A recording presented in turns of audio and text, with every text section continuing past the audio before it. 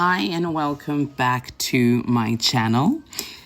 The title of my video today is Isayama, Please Explain. In this video, I'm going to pretend to be having a conversation with Hajime Isayama, and in this one-sided conversation, I will be presenting him with questions that I have now about Attack on Titan that were birthed out of the shambles that is chapter 138, chapter 139, the extra pages, and the leaks to his latest interview. Now, I know these questions will remain unanswered because even if Isayama could answer them, he would probably retcon himself as he has done in these interviews, and he would retcon the story multiple times. But I have to get these questions out of my system, and maybe we, the disappointed fans, can answer them together. I would love for you guys to comment down below with your own such questions, and maybe I'll do another video where I read your questions out and discuss them in context of the entire story. Question number 1. Why Mikasa and Ymir as parallels? If Mikasa and Ymir are meant to be these great parallels that the ending of the story hangs on, why didn't you weave more parallels between them throughout the story that the audience could have tracked, making the reveal more satisfying? Question number 2. If Mikasa and Ymir are connected because they both suffer from loving men who don't love them back, please explain why it is that Eren actually loves Mikasa in the end. If Eren loves Mikasa, then that fact alone dismantles the only parallel that Ymir and Mikasa have. Because why would Mikasa have to let go of her love for Eren by killing him if he returns her love? King Fritz never loved Ymir. He was her rapist, abuser, and master. Question number 3. If Mikasa has truly moved on, please explain why the time skip and the extra 5 pages show her still wearing the scarf of Eren, even though she's married to Jean and they have children. We see her sitting by his tree in the time skip, mourning him 3 years later, whilst everybody else is living their best life. In the extra pages, we see her visiting his grave with her children and her husband, and then we see her getting buried at the tree site with that scarf. Now, I am all for sentimentality. I am all for, remembering and loving the dearly departed. I also believe that you can have many loves in your lifetime.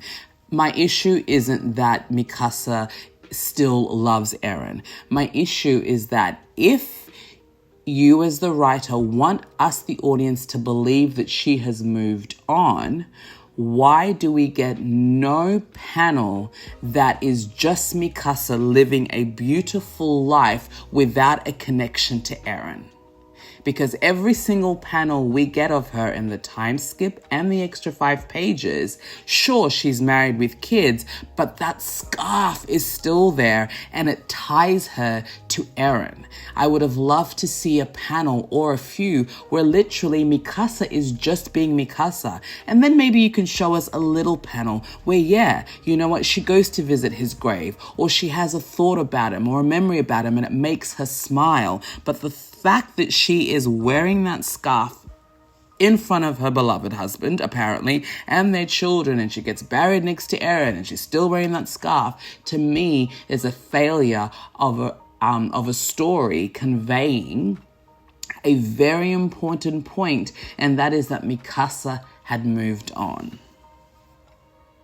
And so if Mikasa had truly moved on, I could buy her connection or her importance to Ymir, because her killing Eren was the first step in showing that she was able to let go and move on. But the 5 extra pages and the time skip show us that she's still very much connected and still very much in a way suffering for this love. And this is another reason why Mikasa and Ymir have no real parallels as characters or parallels to the theme or the narrative of Attack on Titan. They were forced together as part of the retconning of the ending, and this forced connection has no depth or traceable threads throughout the story. Question 4.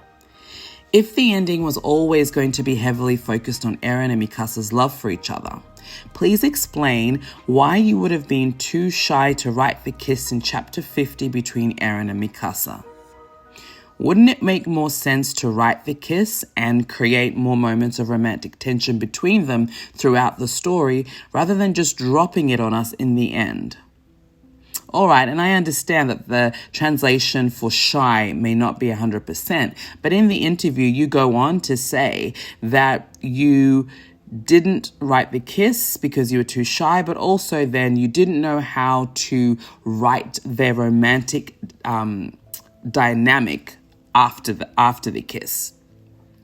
So if you were too shy to write the kiss and not capable enough to carry on writing about their relationship post the kiss, these two characters had no business being romantic interests, and the ending had no business centering a large portion of its narrative on their romantic love.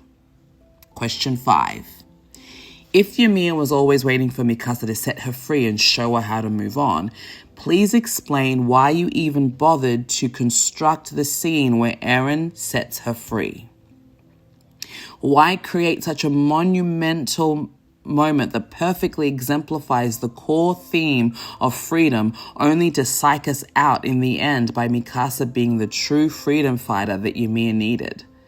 Throughout the story, Mikasa never embodies freedom. Everything she does for her love for Eren and her promise to his mum to protect him. Never does Mikasa do anything for freedom. That is not her motivation. She would run away to a cabin and let the world burn because her number one mission, her number one concern was always Eren. So how is it that she, in the end, magically becomes the symbol of freedom that Ymir was waiting for? Question number 6. If Eren's plan was always to do an 80% rumbling, please explain the purpose of the Alliance Avengers. If that was his plan, he didn't actually need the Alliance to take him down in order to stop the rumbling. Because how could they have known to kill him right at the 80% mark? Only Eren would know. So why all this song and dance about trying to stop him? The tension of the Alliance and the devastation of the hero's loss like Hanji is rendered pointless when Eren tells Armin that 80% was always his plan, or is his plan, right? Because he's telling him before he accomplishes that. The Alliance literally could have been on Paradis sipping on gin and juice while Eren did the 80% rumbling. I like to call it the bitch rumbling because all of their efforts meant nothing. Because irrespective of what they did to try and stop him, Eren was always going to stop at 80%. Even Zeke deciding to go out when he does seems sus now. It makes me think, was he actually on the Alliance side or was he on Eren's side? Because what if Zeke had stayed in the paths for a few more hours, lost in his nihilistic and emo state? Would that have meant that Eren would have completed the 100% rumbling because they needed to kill Zeke to kind of slow down that whole, dismantle that turnkey system that him and Eren had? But that isn't the case. Eren was always going to do the 80% rumbling, so why the song and dance of the Alliance? Question 7. If Ymir was responsible for Mikasa's headaches, was she also responsible for Levi's headaches? And if she was, why? Was he a potential candidate to set her free? Furthermore, if it was Ymir that gave her those headaches and watched the world through her eyes, was it Ymir that gave Mikasa that dream of her and Eren in the end? Because by establishing that she was in fact the one responsible for the headaches, it leaves the audience to assume that the headache Mikasa receives before she kills Eren was brought about by Ymir and subsequently the dream as well. Question 8. If it wasn't Ymir and it was Eren who gave her that dream, please explain how and when Eren developed the power to fuck with the memories of the Ackermans. The whole point of the Ackerman power that was drummed over and over again throughout this narrative is that no founder can actually fuck with their memories. But all of a sudden, we have Eren being able to pull her into the paths. I have no problem with that. But create this escape world, time loop, alternate, I don't know what it is. Give her that and then take her memories away. No other founding titan in this story has had that ability. Eren didn't show that ability prior to this moment. And something that pivotal to the story and to both Eren and Mikasa's characters should have been introduced properly and backed up with context. Even if we had been given just one panel like 50 chapters ago, even 100 chapters ago, when Eren is trying to figure out his stuff, figure out his powers, if we'd even been given a little bit, or maybe there was even a little bit of lore or a rumor that a founding titan had been able to successfully F with the Ackerman's memories, or that they could do it for a short amount of time. Anything. You literally could have given us anything, even just one little thing, and then after the ending, we would have all been like, yeah, okay, that was set up and I like it. But the way in which you delivered it was lazy and forced. So please explain.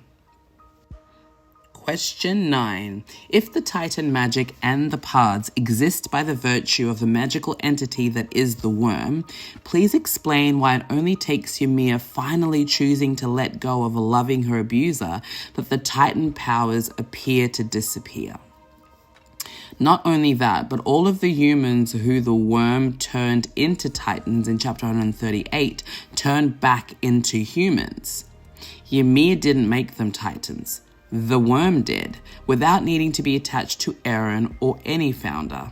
So please explain how it appears in the narrative that Ymir's letting go is what turns them back to human and ends the Titan powers. Question 10. Why was all this emphasis placed on the Elusogenia having to be destroyed by the characters? Why was it written or portrayed as such an indestructible entity? Armin's blast couldn't take it down. Reiner and the team couldn't stop it. It was creating, Titans left, right, and center, like Oprah giving cards to everybody. You get to be a Titan. You get to be a Titan. Everybody was becoming a Titan. This thing was totally OP'd, but then it turned out, according to the narrative, that it was Ymir letting go of a twisted love for abuser that ended the Titan powers. Right? On first reading, that's what it appeared to be, because all of us fans were like, well, where did the Elusogenia go? Is it dead? Did it just slither away? Why is everyone humans again? Who did that? Nobody knows. What baffles me even more is what was the point of all of the narrative flip-flopping if the extra 8 pages retcon this again, because it is revealed in those extra pages that the Titan powers aren't really gone and that they're in Eren's head under the tree. Now, I know nothing explicitly states it, but the images convey that. That is what the images convey. They are alluding to the fact that, hey, here is a kid walking up to the entryway of a tree, much like Ymir did, and who's buried under that tree? Eren, who was the founding Titan. So if Ymir didn't end the Titan magic and turn the surviving humans back to humans, who did? Was it Eren? But at that time, Eren was dead, disconnected from the worm, so he could no longer be the founding Titan. And okay, let's say he's not dead and he's in a limbo between the paths and reality. There is no precedent in the entire story prior where a founding Titan just makes humans into Titans and then turns them back for kicks. So please explain where all these extra abilities are coming from and who is responsible. That's all I have. Those are the burning questions I've had. And I didn't have them at the very beginning of reading chapter 139. I feel like I get a new one each day when I either read an interview or watch another video or watch another rant or read the chapters again, and especially when I start to now think of the story as a whole and I go back to the beginning and I go, oh my gosh, all of these things are coming up that weren't there before. I didn't have these questions right up until chapter 139. Once that actually maybe chapter 138. Up until then, I was like, yeah, okay, I'm pretty sure this man's going to pull it off. It's all fine. These things are going to come together. And then these questions started burning. And I'm sure in a few days, I'll have another list of 11. So as I said in the beginning, share any of your such questions that you're like, you know what? I didn't have these questions until the ending. And questions that you would just love to be answered. And yes, Isayama will not answer them for us because every time he speaks, he seems to be retconning things. So maybe we'll be able to just answer them for ourselves. Thanks for listening. Bye.